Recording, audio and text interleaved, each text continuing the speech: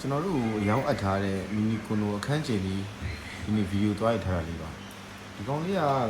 စမ်းမြောက်မြို့နယ်ဇပူရလန်းထဲမှာရှိတယ်ဇပူရလန်းကဘားကရလန်းနဲ့ကျွန်းတော်လန်းနှစ်ဖက်စလုံးကနေဝင်ထွက်လို့ရပြီဗျဒီကွန်လိုကအခန်းလေးကကျတော့ဒီကျွန်တော်တို့ဝင်ချင်းလေးမှာ open plan kitchen နဲ့ဒီထက် living room လေးလုပ်ထားပါတော့decoration ကတော့အခုမြင်တဲ့အတိုင်းပဲတအိမ်လုံးလုပ်ထားတာတော့အိတ်ခန်းက master bedroom နှစ်ခန်းပါတယ်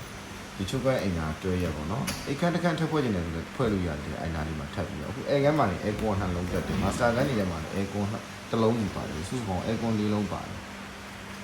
လန်ကပ်ဗီဒီယိုတွေလည်းလုပ်ထားတယ်ဗျ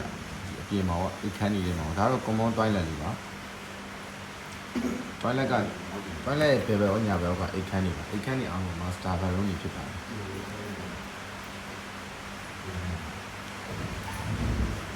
အောက်ကသူကကျုံးပတ်ကြီးကိုအပြောင်မှုပဲနဲ့အမိန်လေး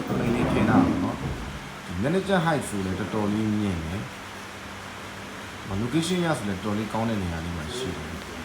ဒီဘက်မှာရှောင်းသွားပေါ့။ဒီမှာအခန်းကျယ်ဝန်းကမျက်နှာဝပီ30အရှိနောက်ပီ60ရှိတယ်။တအိမ်လုံး decoration လုပ်ထားပြီးတော့လူမနေရသေးဘူး။ပြန်ရောင်းမှုတက်ပဲဒီတိုင်းအိမ်အလို့နေထားမှထားရတဲ့အခန်းလေးဖြစ်ပါတယ်။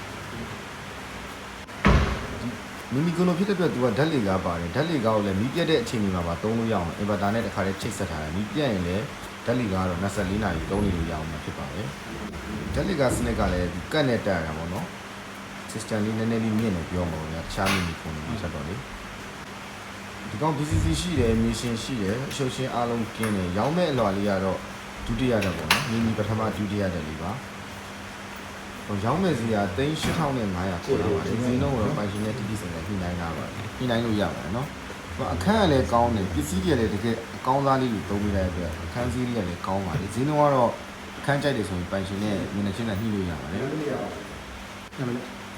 အင်ချမ်မီတွေရောင်းမှုငှားဖို့ရှိတယ်ဆိုရင်ကျွန်တော်ကိုဆက်သွယ်ပေးရပါတယ်ကျွန်တော်ရှိမှာမြို့နယ်အစုံကအင်ချမ်မီတွေရောင်းမှုငှားဖို့ရှိပါတယ်ရောင်းညင်ငှားခြင်းနဲ့ပိုင်ရှင်တွေလည်းကျွန်တော်ကိုဖုန်းဆက်ပြီးတော့အပ်ထားလို့ရပါတယ်အားလုံးကိုကျေးဇူးတင်ပါတယ်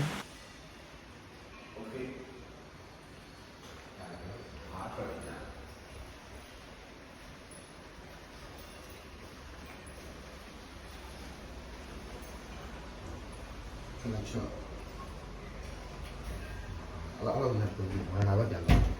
今年6月收的，我看那光电收的。